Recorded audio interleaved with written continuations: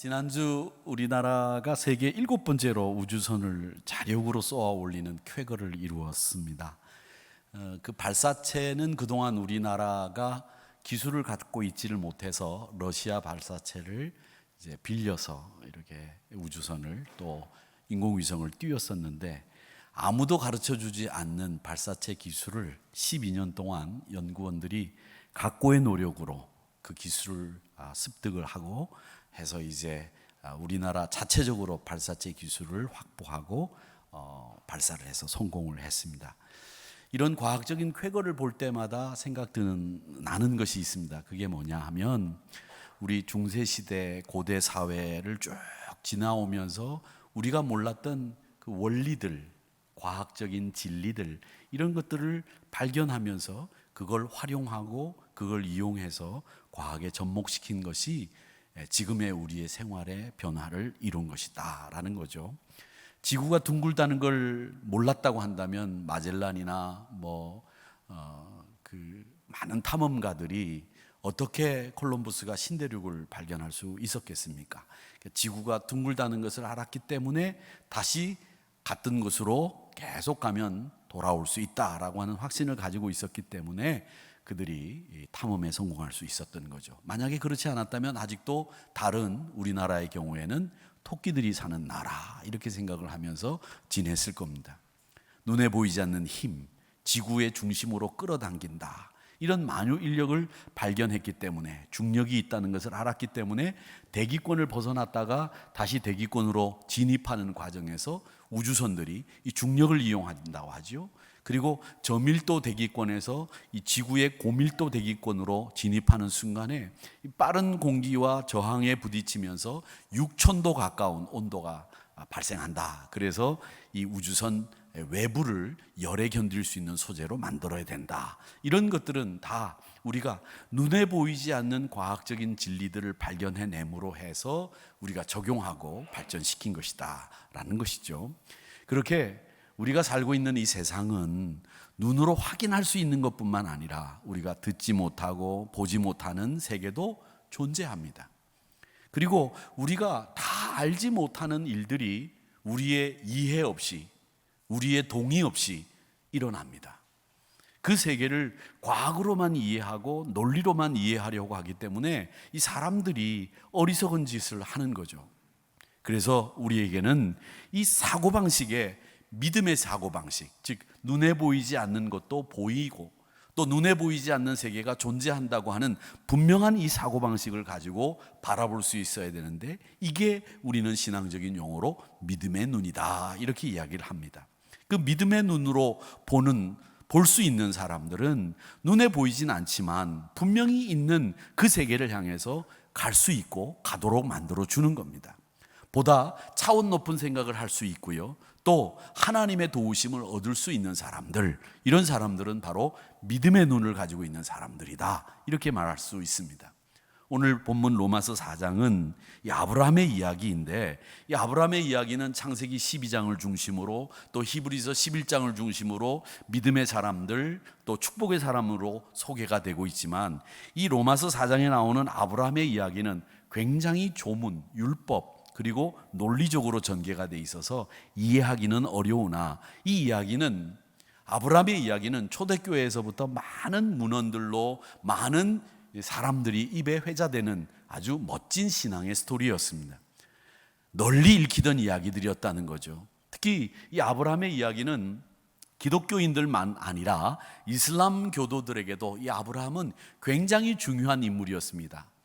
이 이슬람 교도들이 알라신을 믿는다 했을 때 그 알라신을 믿는 이유는 아브라함의 신앙을 회복하기 위함이다, 이렇게 이야기할 정도로 이 아브라함은 이슬람 교도들에게 굉장히 중요한 인물이었고요. 이슬람 교도들은 아브라함을 아브라힘이라고 부르고, 아브라함이 모리아산에 이삭을 바쳤던 것을 이슬람 교도들은 이삭이 아니다, 이스마엘을 바치려고 했던 거다, 이렇게 자기들 자의적인 해석을 합니다. 그러나 그들에게 있어서 아브라함이 중요한 이유, 우리에게 있어서 아브라함이 중요한 이유는 하나님의 부르심 앞에 철저하게 순종하고 믿음으로 살았던 사람이기 때문에 이 아브라함은 굉장히 중요한 사람입니다. 창세기 12장에 나오는 아브라함의 이야기를 보면 그 시작이 어떻게 시작되느냐? 간단합니다. 떠나라는 명령으로 시작됩니다.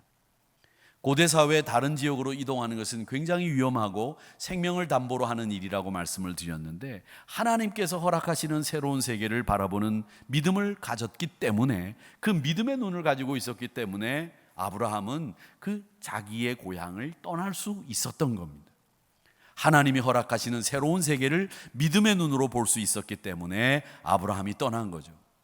자기의 생각, 자기의 계산, 현실적인 구분, 이런 것을 생각했다고 한다면 못 떠났을 겁니다. 이것저것 계산하지 않고, 수지타산 맞추지 않고, 주변 정세 판단하지 않고, 그저 하나님 신뢰하는 믿음 하나만 가지고 고향을 떠날 수 있었던 것, 그걸 아브라함을 하나님께서 의로 인정하셨다고 했는데, 그 비범한 믿음의 사람을, 아브라함을 어떻게 소개하느냐? 13절에 보니까 이렇게 이야기를 하고 있습니다. 뭐라고 얘기하느냐 하면, 아브라함이나 그 후손에게 세상의 상속자가 되리라고 하신 언약은 율법으로 말미암은 것이 아니요 오직 믿음의 의로 말미암은 것이니라. 이렇게 말씀하시면서 아브라함이 믿음의 조상이 될 수 있었던 것은 그가 행위를 잘해서가 아니고, 율법을 철두철미하게 지키던 사람이었기 때문이 아니고, 그의 믿음 때문에 그를 의로 여겼고, 그 믿음 때문에 많은 믿음의 사람들의 조상이 될 수 있었다는 이야기가 이 13절의 내용입니다. 탁월한 믿음의 사람을 소개하면서 아브라함은 이런 믿음을 후손에게까지 이어줄 수 있었던 믿음의 조상이라고 인정하는 말씀이 이 13절의 말씀입니다. 이 말씀을 보면서 저는 창세기 12장 2절에 보면 아브라함에게 축복을 하면서 내 이름을 창대케 하리라, 내 자손을 번성케 하리라는 약속을 하시지 않았습니까? 그 약속을 할 때 하나님은 어떻게 보면 떠나라고 하는 선물 보따리를 주시면서 겉에다가는 떠나라는 명령을 쭉 써놓으셨지만, 그 안에는 네 이름을 창대케 하겠다, 네 후손을 번성케 하겠다고 하는 축복을 담아서 그 겉에 포장지를 싸서 거기에다가는 떠나라 라고 써서 아브라함에게 주었다, 이런 생각이 들 정도로, 이 떠나라는 명령 앞에는 순종해야 되겠지만, 그 떠나라는 명령이 담고 있는 것은 바로 내 이름을 창대케, 네 자손을 번성케 하겠다고 하는 하나님의 축복이 그 안에 담겨 있었다는 겁니다. 여러분, 그래서 믿음이 없는 복 없습니다. 믿음이 있어야 복이 있고, 순종이 없는 복 없습니다. 순종이 있는 곳에 복이 있고, 믿음이 있는 곳에 복이 있습니다. 복이 있는 자리에는 항상 믿음과 순종이 뒤따르는 거예요. 천하 상천하지에 믿음 없는 복이 있다면 그건 거짓말입니다. 믿음이 있으면 복이 있고, 순종이 있으면 복이 있다는 것을 아브라함을 통해서 우리에게 분명하게 보여주고 있는 겁니다. 그 믿음이라고 하는 것이 뭐냐? 저는 이 믿음의 사람이라고 하는 사람은 다른 사람이 아닙니다. 예전에 우리가 부흥회를 할 때 부흥 강사 목사님들은 믿습니까? 그러면 예, 아멘 이러면 그 시시한 대답으로 대답을 다시 시켰어요. 믿습니까? 그러면 예, 믿습니다. 이렇게 해야 됩니다. 믿습니다. 옛날 부흥 강사 목사님들은 어찌나 그렇게 멋있든지요. 그리고 부흥 강사 목사님들은 이 강대상에서 이렇게 찬송을 부르면서 뛰면 이렇게 한 1m 이상씩 뛰는 것 같았어요. 붕붕. 여러분 잘 못 느끼셨어요? 저는 어릴 때 부흥 강사 목사님들을 뵈면 찬송할 때 뛰면 막 이렇게 높이 뛰는 것 같았고, 그 목사님들이 하라는 대로 믿습니까? 그러면 믿습니다 이렇게 했어요. 답이 없으면 할 수 없는 거고. 근데 그렇게 한다고 믿음의 사람이 되는 게 아니고, 믿음의 사람은 약속의 지배를 받는 사람이에요. 하나님의 약속의 지배를 받는 사람이 믿음의 사람이에요. 약속을 붙든 사람이 믿음의 사람이고, 약속을 꼭 하나님이 이루어 주신다는 것을 확신하는 사람이 믿음의 사람이에요. 로마서 4장은 하나님이 우리를 인정하는 방법에 대해서 3가지로 이야기하고 있습니다. 하나님이 어떤 사람을 인정하느냐? 하나는 행위로 의로워지겠다고 생각하는 사람보다 하나님을 신뢰하는 그 믿음으로 하나님은 그를 인정했습니다. 약속을 붙잡는 사람을 인정하신다는 거죠. 또 둘째는 아브라함이 의롭다고 인정받기 전에, 그는 인정받기 전에 할례를 받은 게 아니고 의롭다고 인정을 받고 할례를 받았습니다. 이 말은 뭐냐면 우리에게 징표나 약속이 주어진 다음에 믿은 게 아니라는 거죠. 그것이 주어지기 전에 이미 믿었다는 거죠. 이런 사람을 하나님이 인정하신다는 거예요. 우리에게 징조가 없어도 하나님의 말씀을 붙잡고 내가 그것을 믿습니다, 이렇게 이야기할 때 하나님이 그를 의롭다고 여기셨다는 거예요. 또 하나 하나님이 인정하시는 방법은 하나님이 인정하시는 그 믿음의 사람을 통해서 이웃, 가족, 모든 인류와 후손들까지 이 축복이 넘치도록 흘러가도록 만드셨다는 거죠. 그렇게 하는 사람을 하나님이 인정하신다는 거예요. 오늘날 믿음에 대해서 얘기를 하면 어떤 성도님들이 다 공통적으로 얘기하는 게 있습니다. 신방을 가서 이 집사님, 권사님 요즘 신앙생활 어떠세요? 이렇게 물으면 아유 목사님 제가 요즘에 믿음이 형편없어요. 신앙생활 형편없어요. 이렇게 얘기합니다. 내가 예전보다 믿음이 못하다. 이게 열이면 10분은 다 그렇게 얘기하십니다. 내가 예전에는 교회에서 이런 일도 하고 저런 일도 하고 정말 열심히 교회 다니면서 예배 때마다 찬양 때 할 때마다 은혜가 있었는데 지금은 덤덤하다, 이렇게 생각하실 수도 있을 겁니다. 그렇다면 정말 여러분 믿음이 약해지신 건가요? 이건 저는 이렇게 생각합니다. 믿음이 약해진 것이 아니라 여러분이 지금 열심히 신앙생활을 못하는 것뿐이에요. 여러분을 위로해드리려고 말씀드리는 거 아닙니다. 믿음이 약해진 것은 아니라는 거죠. 그리고 이런 생각을 하는 우리는 항상 우리의 행동, 열심히 헌신한 행동이 우리의 믿음을 결정짓는다고 하는 성경적이지 못한 생각이 자리 잡고 있기 때문에 이런 생각을 하는 거예요. 행동으로 믿음을 판단하는 잘못된 계산 방법을 우리가 말로는 믿음은 행위가 아니요 하나님을 믿는 믿음입니다, 그걸 의로 여기십니다 라고는 하지만 우리는 이 행동이 없으면 믿음이 없다라고 생각하는 잘못된 계산 방법을 계속 지금 사용하고 있다는 거예요. 하나님은 여러분의 행동을 통해서 여러분이 뭘 하신다고 해서 믿음이 있는 사람이라고 판단하시는 게 아닙니다. 물론 여러분들이 믿음이 있으시면 그 믿음에 걸맞는 결과물로 헌신이 나옵니다. 그렇기 때문에 이 열심히 있는 믿음 생활이 여러분의 믿음을 증진시키고 공고하게 만드는 것은 사실이에요. 그러나 분명하게 구별해야 될 것은 여러분의 믿음과 여러분의 헌신의 행동은 다르다는 거예요. 이 헌신의 행동은 믿음이 없이도 할 수 있습니다. 자기 의로, 자기 열심으로 할 수 있다는 거예요. 그렇게 자기 열심으로 헌신을 하다가 낙심에 빠지거나 시험에 들면 어떻게 되느냐? 자기 열심으로 하시는 분들이 맡게 되는 낭패스러운 일들이 뭐냐? 자기 공로에 빠지는 거죠. 내가 아니면 안 된다는 생각을 하는 거죠.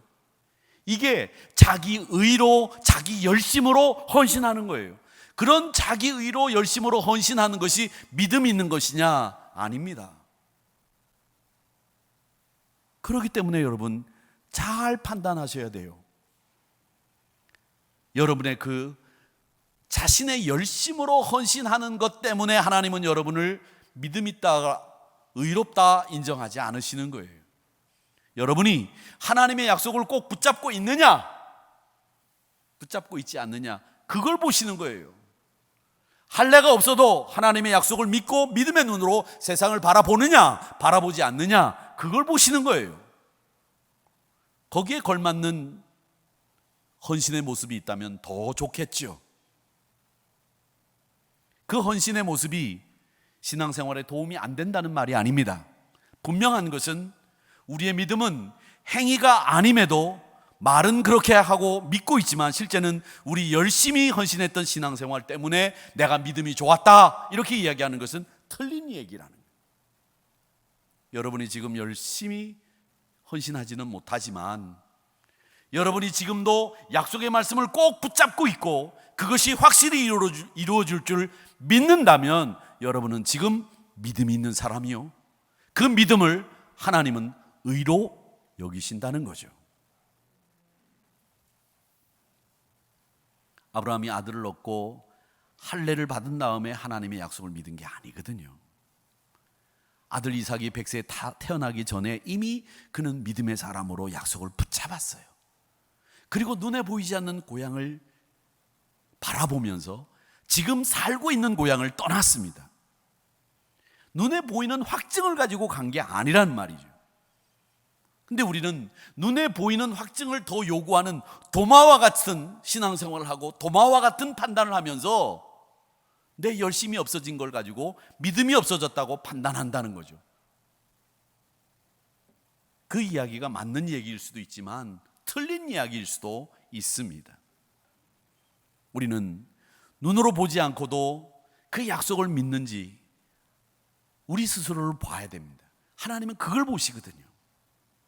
그 약속을 믿는 우리를 통해서 하나님의 복이 다른 사람에게 영향을 끼치고 전달되고 나 때문에 다른 사람들이 잘 되는 일들이 생기는 거예요.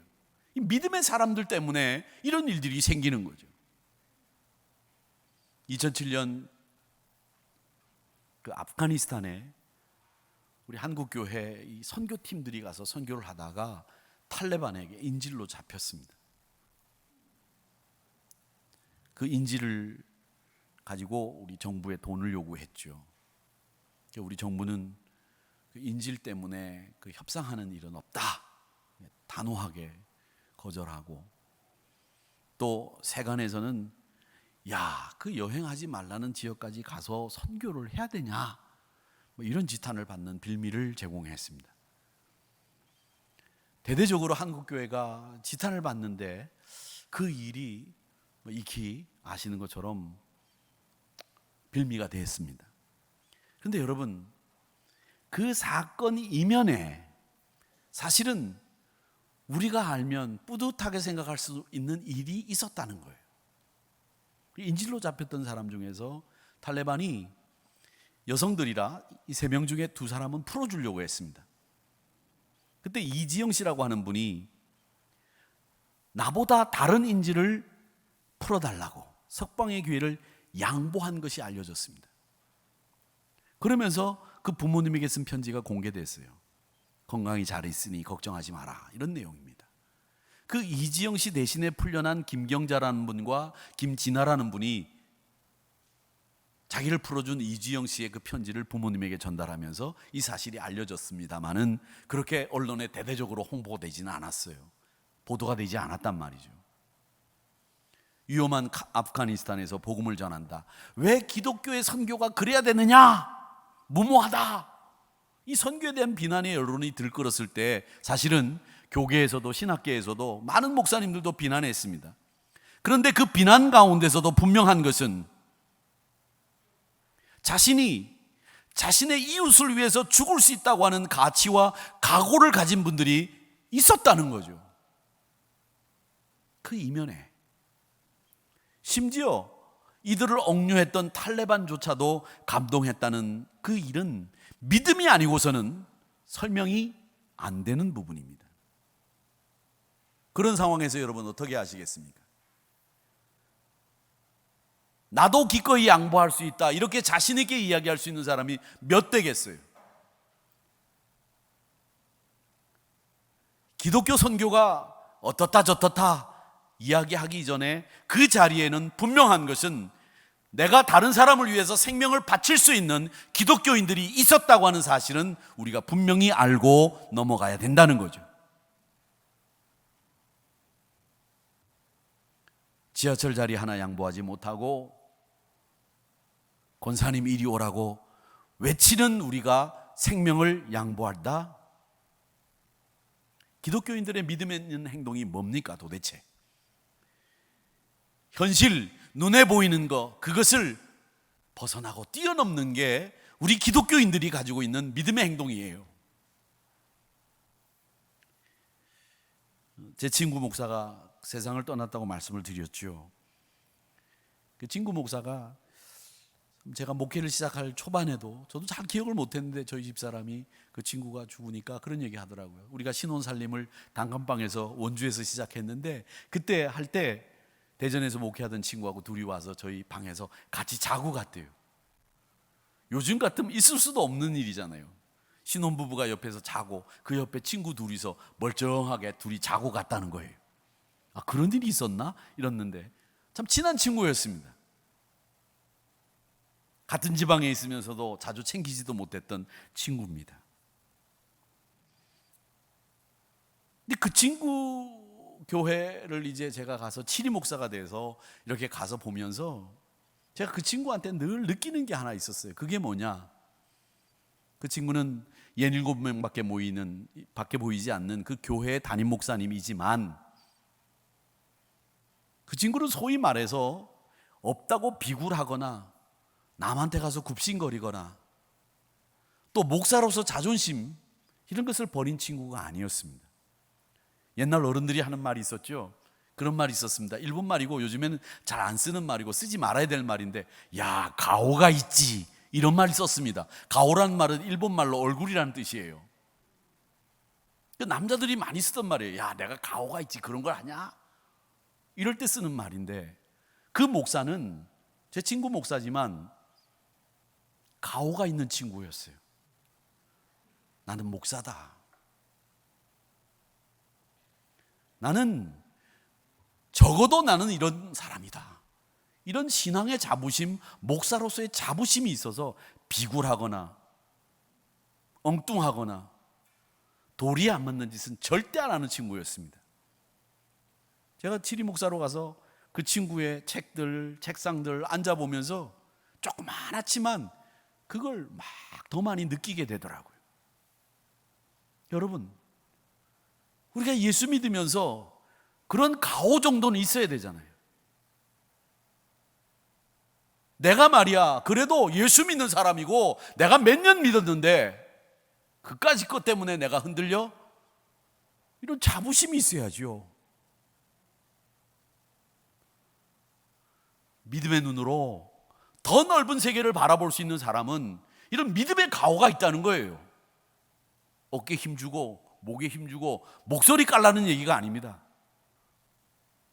내가 적어도 한 일에 대해서는 당당하고 내가 한 일에 대해서는 적어도 누구에게 부끄럽지 않는 이런 사람들이 그리스도인들이잖아요.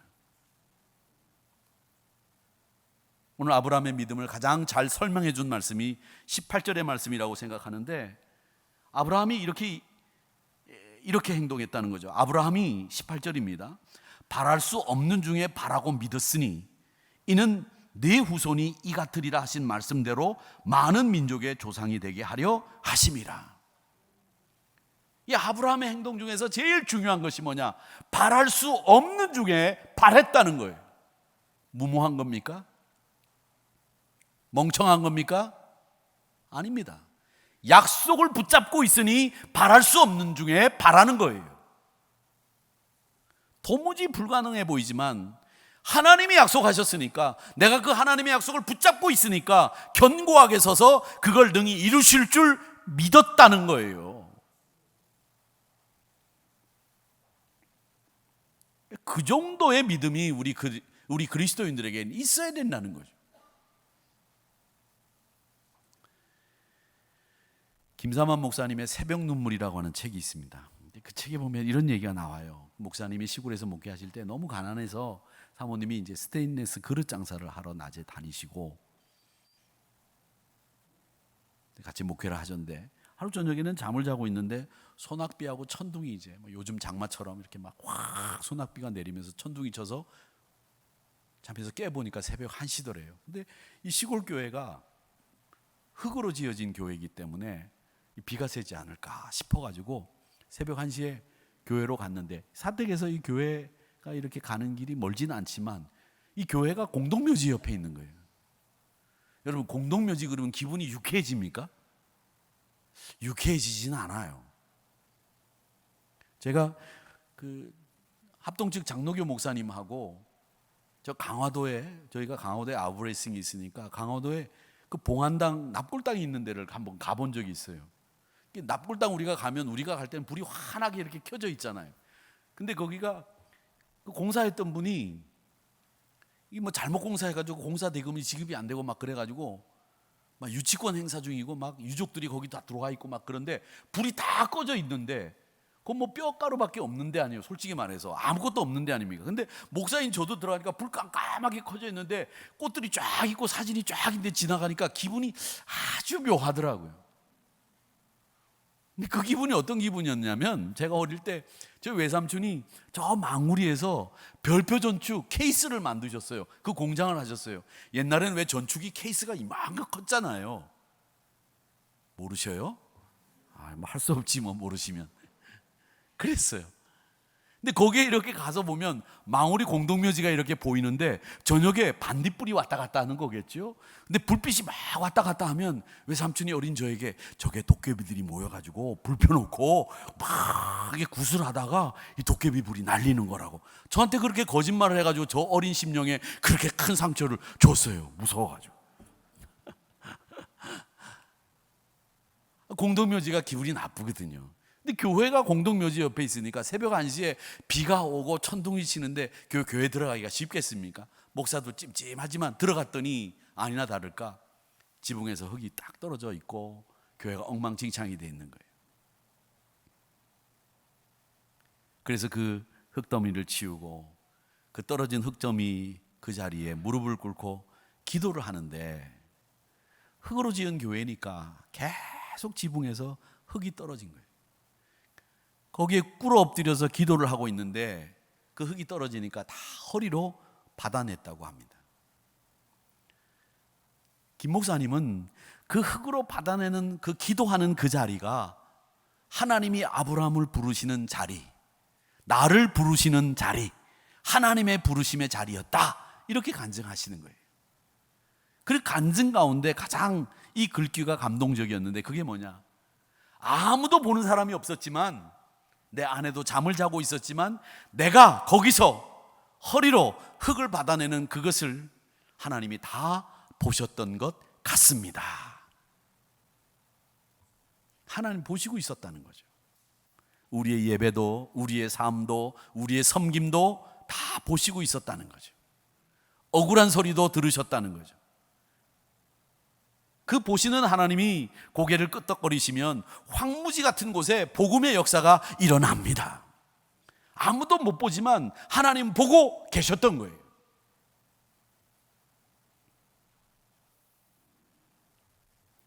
풍토병, 열악한 위생 환경 때문에 가족을 잃고 자식을 이 땅에 묻어가며 복음을 전하려고 했던 선교사님들이 계셨습니다. 그 선교사님들이 만약에 이 땅에 오지 않았다고 한다면 우리는 여전히 주님을 알지 못한 채로 여전히 이 땅은 어두움과 가난에 찌들려 사는 나라였을 거예요.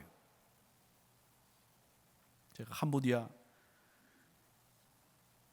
선교를 2002년 말 3년부터 했는데 거의 지금 이제 한 20년 정도 돼가지고 캄보디아 이번에 이제 이사 수련회, 신학교 강의, 그리고 현지 목회자들 수련회, 깜봉 진앙교회 기공 예배, 그리고 김일용 장로님이 이제 교회를 짓기 위해서 사신 땅 마지막 계약하는 거, 위치 확인 뭐 이런 것들을 하러 갔었습니다.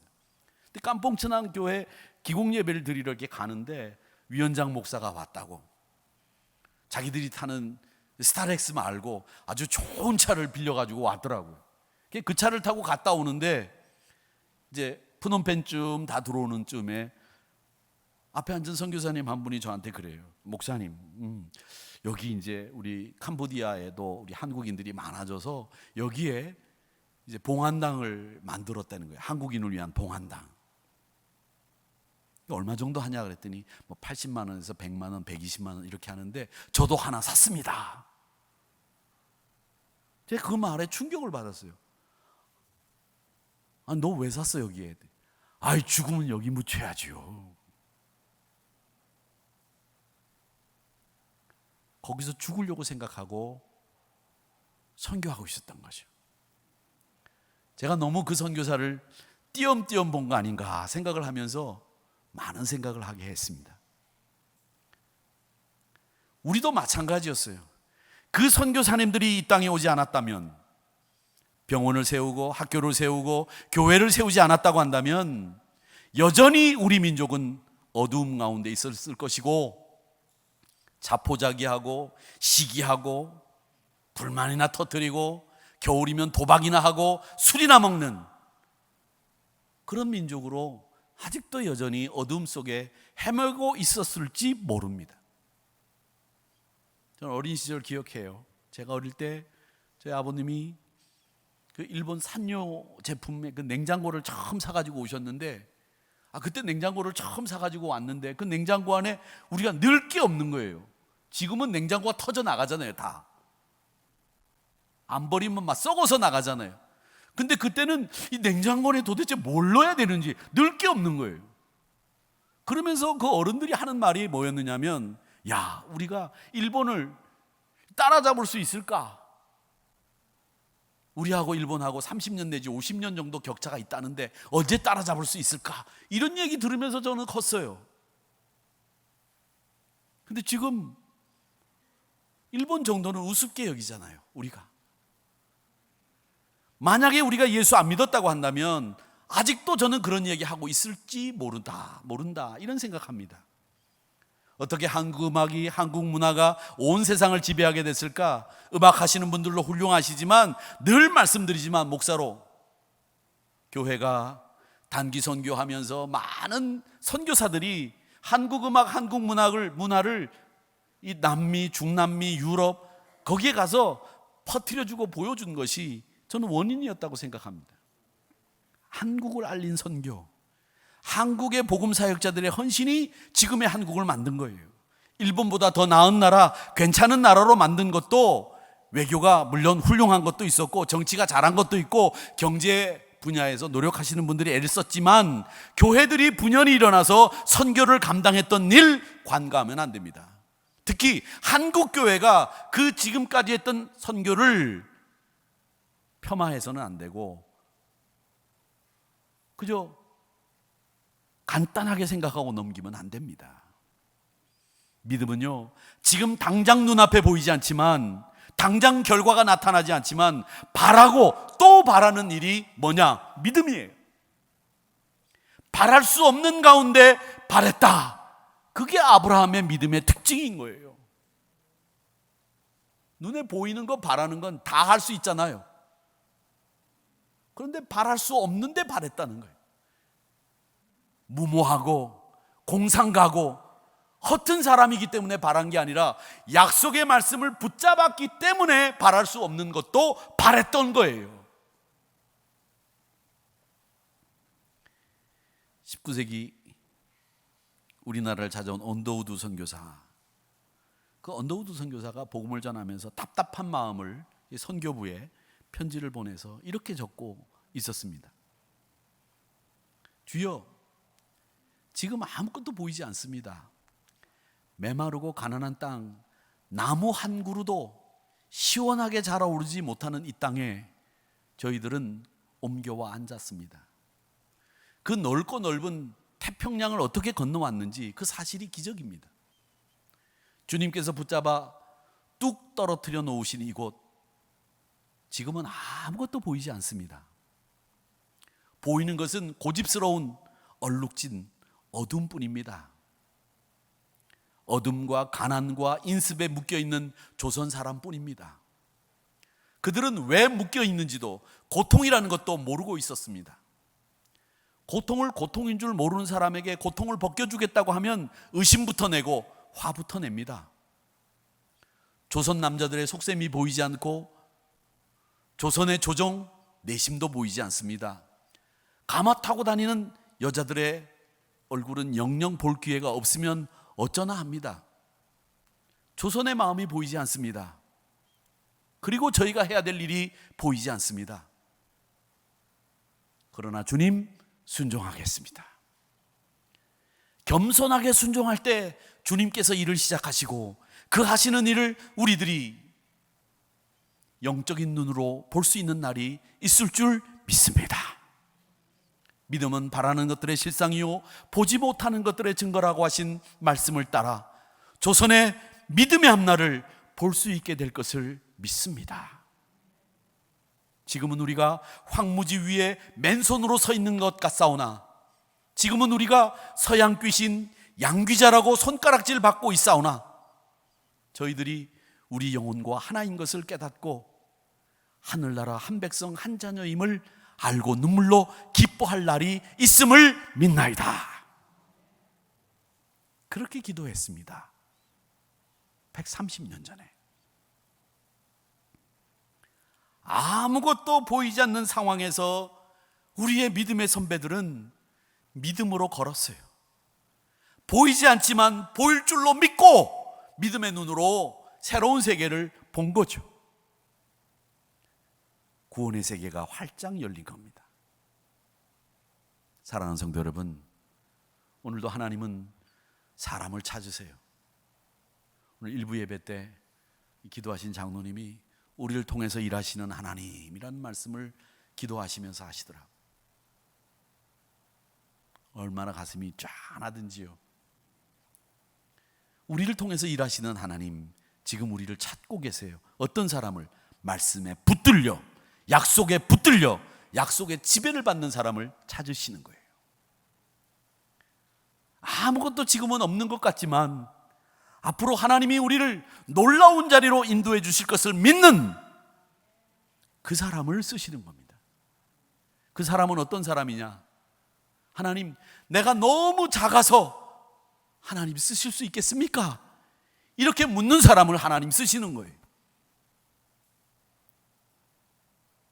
너무 작아서 못 쓰시는 게 아닙니다. 너무 커서 쓸 수가 없는 겁니다. 나는 작지만 하나님의 생각은 큽니다. 하나님의 섭리는 큽니다. 하나님의 역사는 큽니다. 이렇게 생각하고 믿음의 세계를 바라보는 그 사람을 하나님 쓰시는 거예요. 사랑하는 사람들에게 그 하나님의 놀라운 믿음을, 하나님을 믿는 그 믿음을 여러분들이 꼭 마음속에 담으시고 하나님의 생각, 하나님의 섭리를 크게 여기시는 그 사람에게는 하나님의 놀라운 선물, 은혜가 주어진다는 것을 잊지 마시고 그 구원의 역사의 주인공이 여러분이 되시기를 축복합니다. 아브라함의 믿음, 내 믿음이 되게 해주세요. 약속을 꼭 붙잡게 해주세요. 하나님 크십니다. 저는 작습니다. 하나님 생각이 더 커지고 하나님의 섭리가 더 커지는 놀라운 역사가 우리 눈에 보이게 될 줄 믿습니다. 그렇게 믿으시는, 그리고 그 역사의 주인공이 되시는 여러분들이 되시기를 주님의 이름으로 축복합니다.